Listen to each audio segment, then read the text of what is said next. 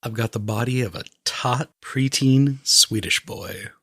Because we watched Season 7, Episode 21, The Wait Out.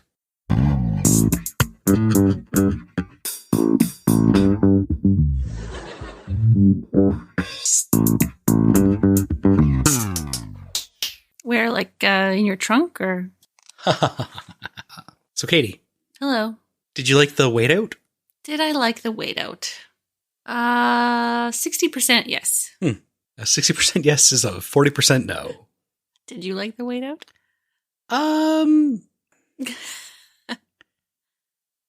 It's not a yes if you have to think that hard about it. Sure.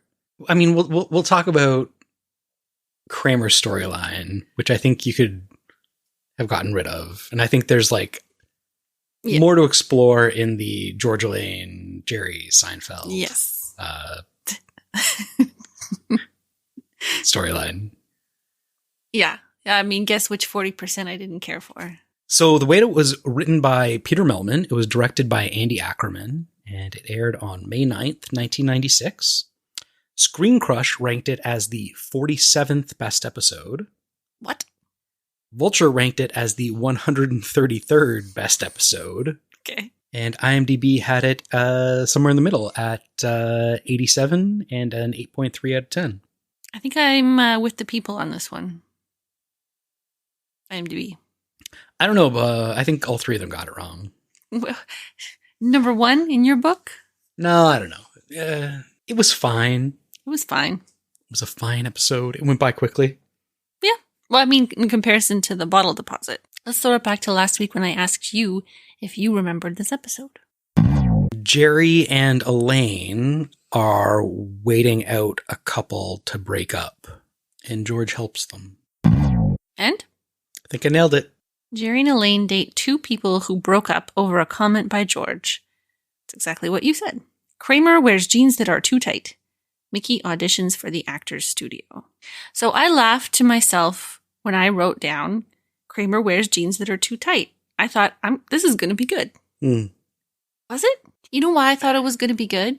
Because it's a simple premise. And I was like, it's not, I'm going to drive a mail truck full of bottles across 3 states. Sure. It's just Kramer doing a regular thing, buying new pants, and they're too tight, and hilarity ensues. But no, it has to be he's Frankenstein and kidnaps a child. He didn't kidnap the child. Okay, well, you know what I mean. I can't remember how I came across this, but it was a picture of Ben Shapiro and some other conservative doofus.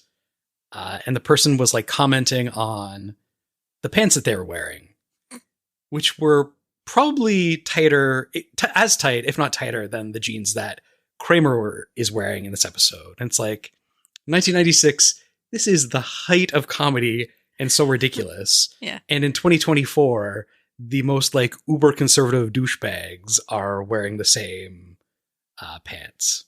Not to go into ad hominem attacks, but okay, close your eyes and picture an ultra, a conservative voter. They're a male, khakis. Big, strong, macho guy.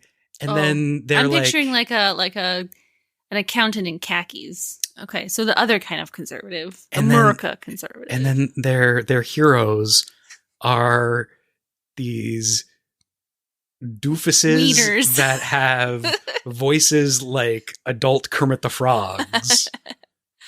Yeah. I mean, I didn't think we were getting to this. I didn't have, anything prepared. But, does being a total loser fuel you into becoming a conservative mouthpiece? In high school, you get slammed into lockers, and so you wanted to fund schools as an adult? Something like that. Well-adjusted people don't become Ben Shapiros, right? They just, hang out with their friends and maybe get married and have a job that's fine, and they just live their lives. They don't just go and spew hate. Unless they're so psychopathic that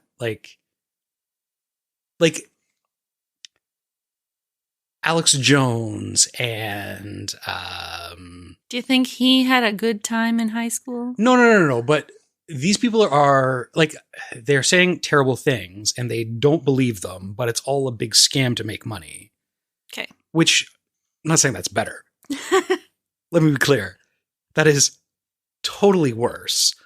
But I think that there is a, like, I can follow that logic of, I don't agree with it. I would never do it, but I can follow this logic of like, oh, I can just like say terrible things, rile up all these people, fool them into giving me all their money, and I become rich, and like, who cares about the consequences? Let the world burn. Yeah, I mean, you have to have a certain level of psychopathy or sociopathy to be okay with that. It would be a shame if anybody took my comments right now out of context.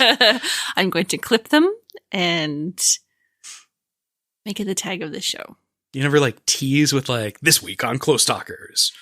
We find out Derek's an ultra-right conservative mouthpiece. I'm tired of all the chemicals going in the water, making the freaking frogs gay. That's gotta be Alex Jones's whole show, just redlining the mic the whole time. I don't know how we got here. Who are the guest stars? We had a couple of returning guest stars in Heidi Swedberg and Danny Woodburn. Both names kind of sound made up. I was just going to say that. We had Deborah Messing playing Beth Luckner. Mm-hmm. What's the last name? Luckner? Oh, you said Mugluckner. Beth Luckner. Okay. The th in Beth. The th to luck is a guttural Beth Luckner. I think Jerry wanted to Luckner when he went over to her apartment. She was on a TV show called Smash. She was in the Mothman Prophecies. Mm-hmm. And she was on Will and Grace, which aired for 22 years. What? Well, like from, it went away and it came back. So 240 something episodes. You know, I never set out to watch Will and Grace, but I loved Karen so much that if it was ever on, I'm like, oh, let's see what she's up to. Karen is Megan Mullally. Yeah, huge crush on her. Who was Will? It escapes me. Sean Hayes was Jack. Also a great character. Will and Grace, who cares about them? Mm-hmm. It's the Karen and Jack show. Karen and Jack. And I don't know how to pronounce his name. Carrie Elways. Carrie Elwes. Elwes. Mm-hmm. David Luckner. Huge crush on him. Oh yeah? Was it from when he was in Robin Hood Men in Tights? Yes. Was it from when he was in Hot Shots? He was in Hot Shots? Was it from when he was in Days of Thunder? He was in Days of Thunder? Was it from when he was in The Princess Bride? I know he's in that. I've only seen that once. We have to watch Hot Shots in the Days of Thunder now. Was it from when he was in Saw? Oh, it's okay. No, thank you. And then Todd Bosley was Joey. The kid? The kid. Yeah, he was weird looking. He was weird looking. He was the weird looking kid in Little Giants. He was the weird looking kid in Jack. And the weird looking adult in Scrubs. Oh. Like a regular? He had a 5-episode arc. I haven't seen Scrubs. And then he was in the like spin-off / webisode Scrubs Interns for 10 episodes. I thought the actor studio was that guy interviewing actors. It's inside the actor studio. Oh. What's the actor studio? I don't know. Oh, okay.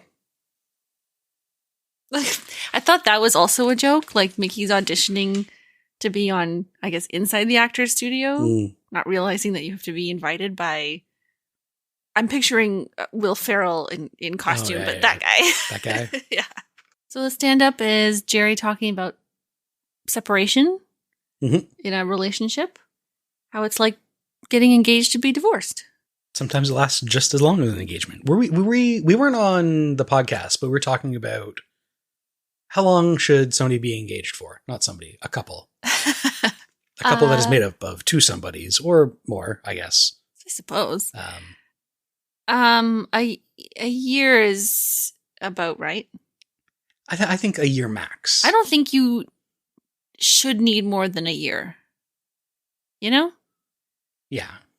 I think if you're engaged more than a year, you don't want to get married. You want to be engaged. I don't know about any of that, but it just seems weird to me that you're like, you're passing by your future anniversary. Oh, I see what you mean. Okay. Like you've set a date, but like and you're like, 2 years from today. In like, oh, we're getting married in June 20th of 2026. What are we going to do on June 20th, 2024? That'll just be a regular day for us. Yeah. That is, like, I never thought of like your reverse anniversary. Your reversary. But also, how do you plan that far in the future? 2026, I know it's like we've already been married for 10 years. Not quite. But like, you don't know what life is going to be like that far ahead. Could have flying cars. There could be a pandemic. It's true. Got to strike while the iron's hot. So what everyone should do is get engaged on the anniversary of the day they started dating. Oh, yeah. And set the date for that day 1 year in the future. So you only ever have to remember one day. Every once in a while, I'll hear like friends of mine, they're like, oh, I'm taking my wife out for dinner. It's the anniversary of our first date. And I'm like, you're a sucker. You screwed yourself, man. Yeah. What you got to do is you got to push hard, have your wedding on that day, and then you have to remember 2 dates. Yeah. So Jerry and Elaine are at the diner together. Hairdo? Yeah. You look like Brenda Starr. Is that good? It's better than Ghandi. Did you understand any of that? I did, only because I heard the correct line, which is, it's better than Ghandi. It's not Ghandi. Who's Dondi? Ghandi makes sense if you know who Brenda Starr is. Ghandi is a bald man. Who's Brenda Starr? I don't know. Brenda Starr was a comic strip. And the character had like kind of a half beehive with long hair. And Dondi is another comic strip. Oh, okay. Why would he be talking about Ghandi? Because Gandhi's bald. And Brenda Starr presumably had hair. So I had to look it up. I didn't know what the hell Jerry was talking about. You sure he's not talking about Gandhi then? It's Dondi. Seinfeld's already referenced Gandhi once. Go look at the script. Logically, they do it again. I'm looking up the script while I do this. So Brenda Starr was a comic strip. I don't know what years, but it was about a lady reporter. And the cartoonist was a woman, which was rare. This is a whole Caroline in the City vibe. Was she a cartoonist? Yep. I haven't seen Caroline in the City. So she would submit comic strips to like newspapers and comic syndicates under a male name. And still they were like, no, don't like it. No. And someone finally picked up Brenda Starr. Anyway, so this woman, like, I forget her name, wrote and drew the strip. But if she ever drew Brenda to have cleavage, or if her navel was showing, like if she was wearing like a crop top, the cartoon syndicate would erase it out. They're like, no, too sexy. And one time she drew her smoking a cigar, and they're like, unacceptable. Women can't smoke cigars. And Dondi was about a huge-headed orphan boy. Huh. So having Brenda Starr hair was better than Dondi hair. I can see how that would be the case. Or Gandhi hair. So this couple is sitting in the diner. Jerry and Elaine are talking about how they've been waiting them out. Rumor has it that their marriage is a little rocky. George comes in while they're talking to Jerry and Elaine, and he makes that comment like, oh, you're a doctor, he's a salesman, you could do better. And then he smacks Carrie Elways in the groin with the menu. Yeah. I don't know if it's just because George is short or it was intended. His shot was to at his groin manhood. height. Yeah. His hand was at groin height. Have you ever waited anybody out? Maybe not to the point where like you actually dated the person, but you're like, Has there ever been a couple where you're like, they're not going to last, and then I will make my move?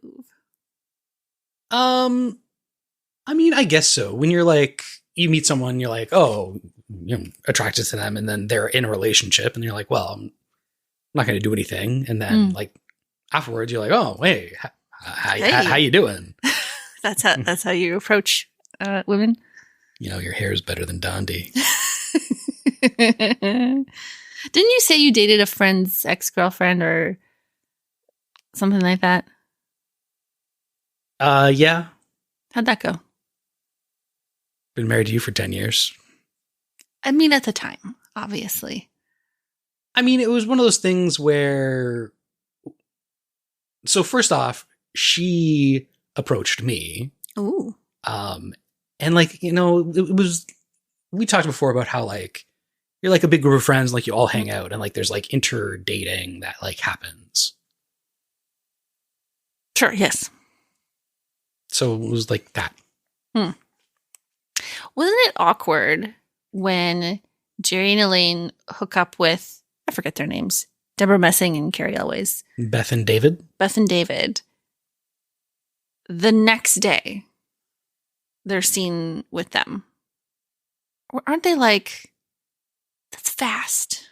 Wouldn't they be like pissed off at each other for dating someone so quickly? I think in the Seinfeld world, people are having dinners much more casually. Yeah. That's fair. And maybe that's like a generational thing. A dinner, yeah, sure. A dinner doesn't necessarily mean a date. Like if you just want to talk to somebody, yeah, you go have dinner. Who's paying? Like probably nowadays, like I could see, hey, you know, you just broke up with your boyfriend or husband or whatever. You know, it's obviously not like finalized. Like you're just engaged to be divorced. You're just engaged to be divorced. Let's go out, grab a cup of coffee. You know, I can be your shoulder to cry on, et cetera, right? Like that's... Yeah, I guess coffee is the thing. George was just being folksy. You could tell he was being folksy, right? So folksy. I was thinking about this, like the hidden misogyny. Like, why does the man have to have a quote unquote better job? Sure. You know, also like maybe he's an insurance salesman. Maybe he's like falsifying records and putting in false claims and like raking in the dough. Maybe he's just a good insurance salesman and he's raking in the dough. Yeah. Doesn't have to be a criminal to do better than a Regardless, doctor. like, you know? Yeah. You're right though. I guess I just like in the world of Seinfeld, that just didn't even make waves for me. So I've forgotten their names again. Carrie Elways and Deborah Messing have separate apartments the day after they separate. Because Jerry and Elaine call each of them. I mean, we're shown it at the same time, but like they're not calling their shared house and be like, "Hi, can I talk to Carrie Elways?" Oh, and at the endish when Beth comes to visit David. Like he's in a fully furnished apartment of his own immediately. I didn't even think about that. The logistics, Jared. I always call you Jerry. You okay there? You get into that Hennigan's? The logistics, Derek. Say logistics, Derek. The logistics, Derek. 3 times. The logistics, Derek. The logistics, Derek. The logistics, Derek. So Kramer comes in. Earlier, Jerry had teased him about like, you know, when I met you, you wore jeans.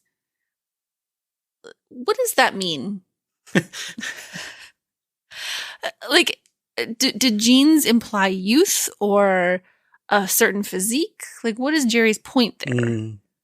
I thought I missed something with that. I was writing and then I was like, why is Jerry bringing up these jeans? I guess because Kramer wears like slacks, which I guess are roomier and like older, but he wears like old man bowling shirts and stuff. And so Kramer comes back wearing the jeans and everyone's there and he like hobbles over to the table, tries to be casual. Did you catch when he said, I bought dungarees? Yes. Because it was low in the mix. They're all yapping at him. It's got to work them in. I mean, I probably have 4 pairs of jeans that are tighter than the ones Kramer's wearing. Do you wear them? No, I got really big calves and they're like tight on my calves. Later when he's trying to get him off, because he has to be a businessman for Mickey's audition, yeah.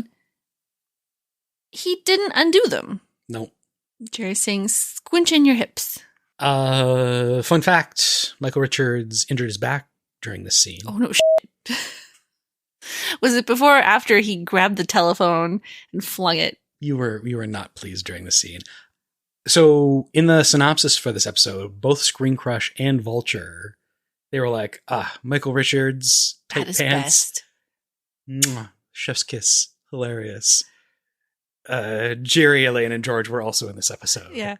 I liked Jerry and his part in all this because you don't often see him getting mussed and sweaty, right? Like he's doing something. in the pants wrestling. In the pants wrestling? Yeah. Sure. And also later when he and Elaine tackled George, I wrote later. You laughed at this part. Was Jerry doing a full headstand planned? It was wild. Yeah. See, I like it's seasoning a little bit of physical humor when it's not expected, but 13 minutes of Kramer going and falling over is not funny. Do you think your mic picked that up?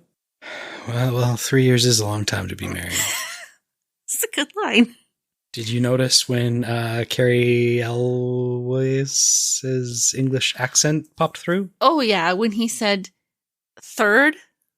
It's our 3rd anniversary. So charming. I don't know if it was Jerry or Elaine. One of them went to JoJo restaurant. Okay. I think it was Jerry and Deborah Messing. It's a real place. It closes at 9:30 every night. Oh, wow. That's early. Yeah. Is that Italian food? Because I think Jerry and Beth went for Italian food. I didn't look at the menu.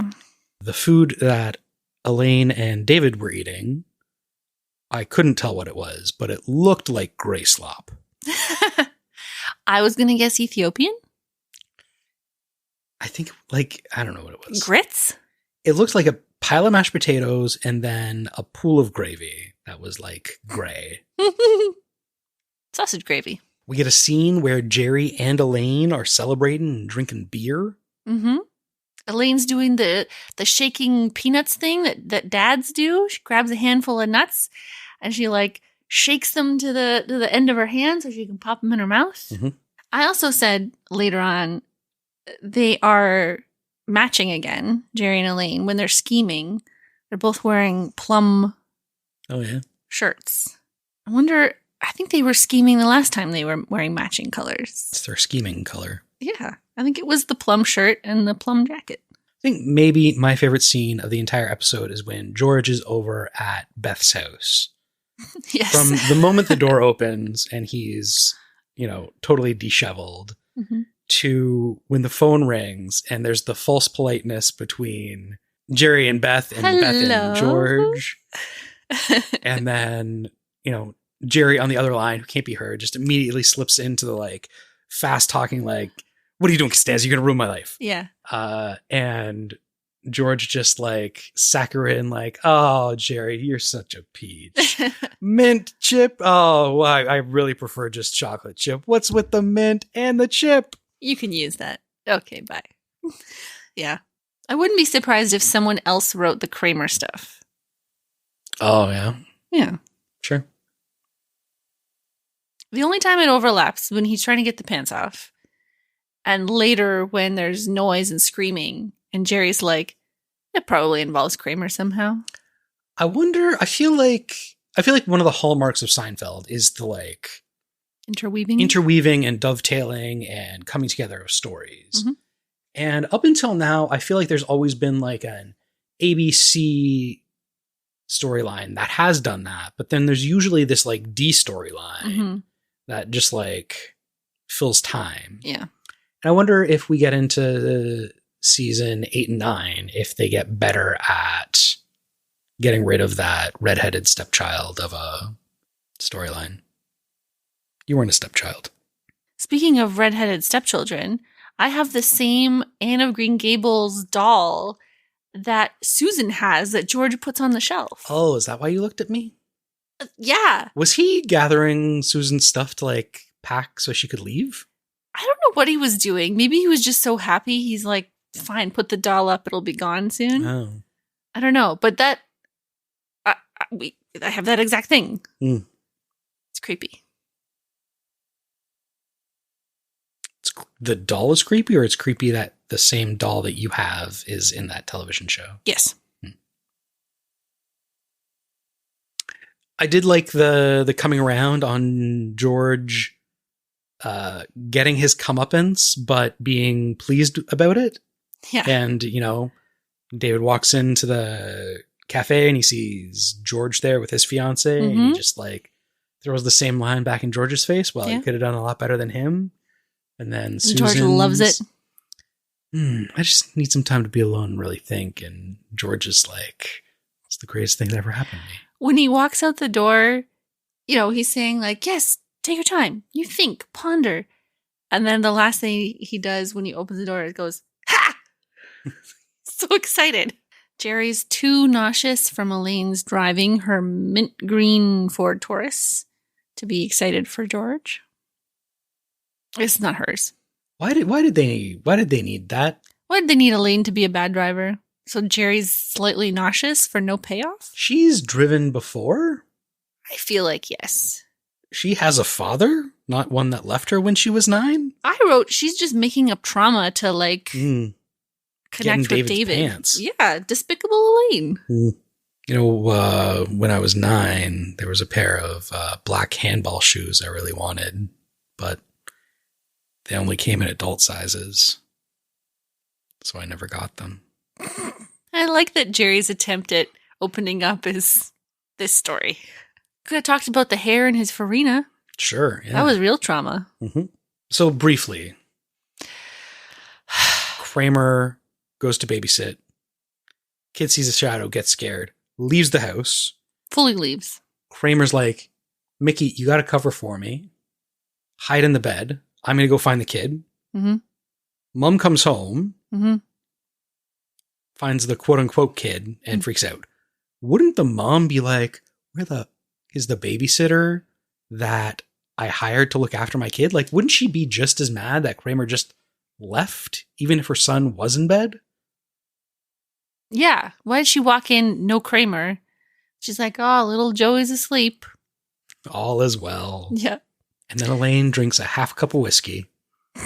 When Kramer's being interviewed at the end in the police station, there's a poster on the wall called One for the Road. And so I looked it up, and it was an anti-drunk driving thing. It's a guy with one leg on crutches, which you can buy on eBay. That's all I had. Okay. So I had some corrections. Last time we talked about Silver Fox and John O'Hurley. And we didn't really guess how old he was when the season was filmed, but he was 42. Wow. So the hair really ages him, obviously. Sure, yeah. Would he qualify as an older man? Because that's the criteria for being a Silver Fox, is that you are older, not that you just have gray hair. Well, he's middle-aged. How old are you?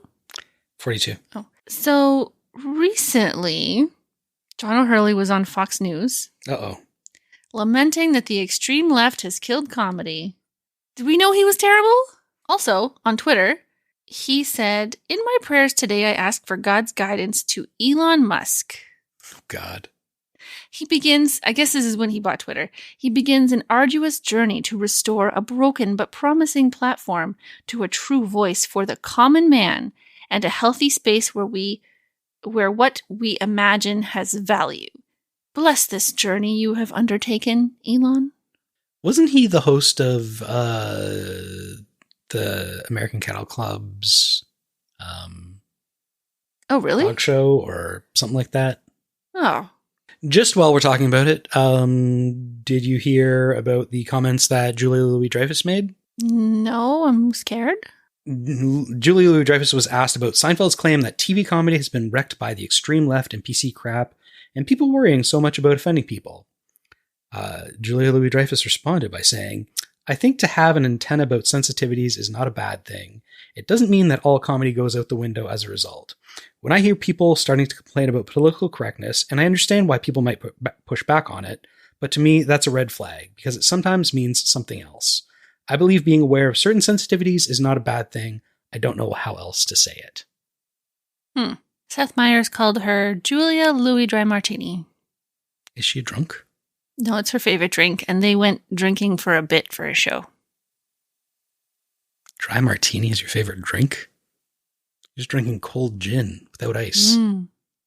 So in Quebec, can and bottle return scheme is 10 cents for most things, including soda, water, and juice. It doesn't have to be alcohol. 25 cents for liquor and wine bottles. We didn't talk about how you want to build a can crusher. How you want me to build a can crusher? I wanted to buy a can crusher. Okay. Because we're drinking so much bubbly water. Like, let's be real. We're not lushes over here. Yeah, it's a lot of cans filling up our recycling bins. Mm-hmm. Let's fill up the truck and make a run to Quebec. You asked if mutton was halal. I tried to look it up. The sites I found mostly talked about lamb, which is halal or can be halal, but I didn't find anything prohibiting older sheep from being halal. I did find an article called "Why Don't Americans Eat Mutton?"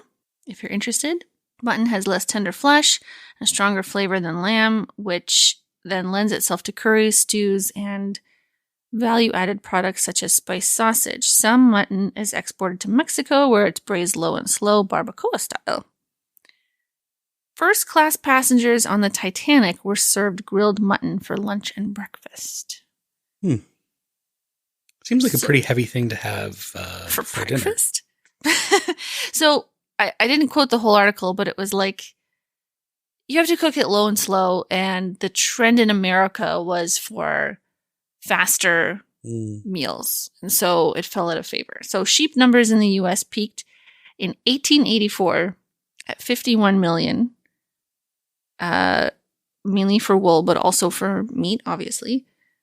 But with the advent of synthetic fibers, wool production flagged, and sheep numbers declined. In 2016, there were 5 million sheep in the U.S. I still maintain that mutton is going to be the next big thing.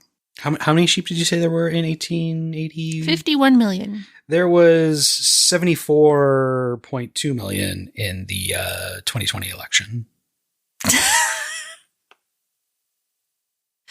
All right. Next week, we have the invitations. What's it about? If you're sending out invitations, don't skimp on the envelopes. Well. Bye-bye. Bye. Believe it or not, this is our podcast. Please subscribe at the end.